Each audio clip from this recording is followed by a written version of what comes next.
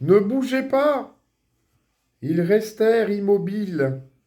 La fusée épanouie retombait, hochant sa tête éblouissante. Accroupi en rond, il semblait prêt à danser la capucine. Sur la crête, une file d'hommes se découvrit, chargée de rondins et d'outils, puis disparut, la fusée morte. Allons-y! La fusillade un instant apaisée se ranimait parfois pour se taire aussitôt. Écoute-les, grommela le caporal. Ils ne veulent pas laisser une betterave debout. On vous a attaqué? Les poteaux de chemin de fer, oui, et la meule de paille. C'est là-dessus qu'on tire depuis 2 heures. Heureusement qu'ils ne visent pas par ici, ces cons-là. Ils avançaient en tirailleurs, espacés de quelques pas. Un grand marché tout cassé, comme un bineur. Gilbert allait devant. À la crête, une sourde rumeur animait l'ombre, des tintements de pelle.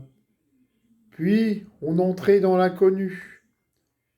Il faisait 100 pas, s'agenouillait, fouillait le champ d'un œil aigu, repartait.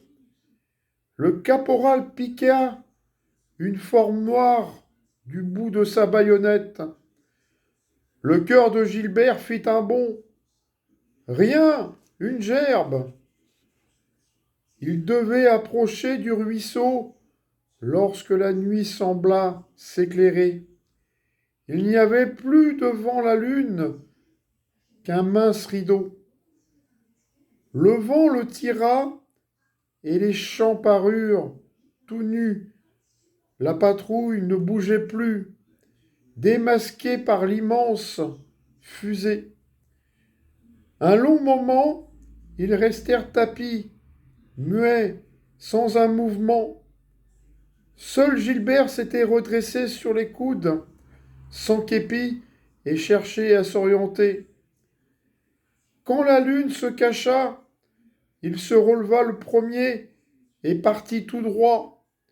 Il avait aperçu couchés dans l'herbe les premiers cadavres. C'était la bonne route.